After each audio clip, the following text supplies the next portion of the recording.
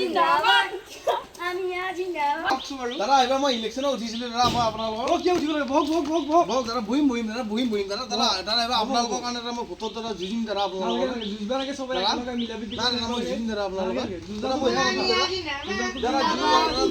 দিম দাদা নালাগে যুঁজবা লাগে চবে মিলা প্ৰীতি কৰি চলিব লাগে দাদা মই এইবাৰ আপোনালোকৰ এম.এল.এ হ'লে দাদা পাকা ৰাস্তাবোৰ ধুনীয়া কৰিম দাদা পুখুৰীবোৰ সিঁচি মাছ নতুনকৈ পেলাই দিম দাদা মই বহুত ধনী কাম কৰিম দাদা বহুত ধনী কাম কৰিম দাদা দাদা আপোনালোকৰ সমস্যাবোৰ কওকচোন দাদা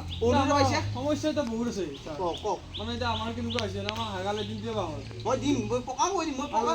মই নিজৰ লেট্ৰিন আনি বহাই দিম আপোনালোকৰ ঘৰত মই নিজৰ লেট্ৰিন আনি বহাই দিম আপোনালোকৰ ঘৰত হস্পিটেল একো নাই মই আনি দিম মই আনি দিম দি আছোঁ ইফালে ইয়াত বহক ইফালে মই ফোন কৰিম এতিয়া ফোন কৰিম আপোনালোকক এতিয়া ফোন কৰিম দত্ত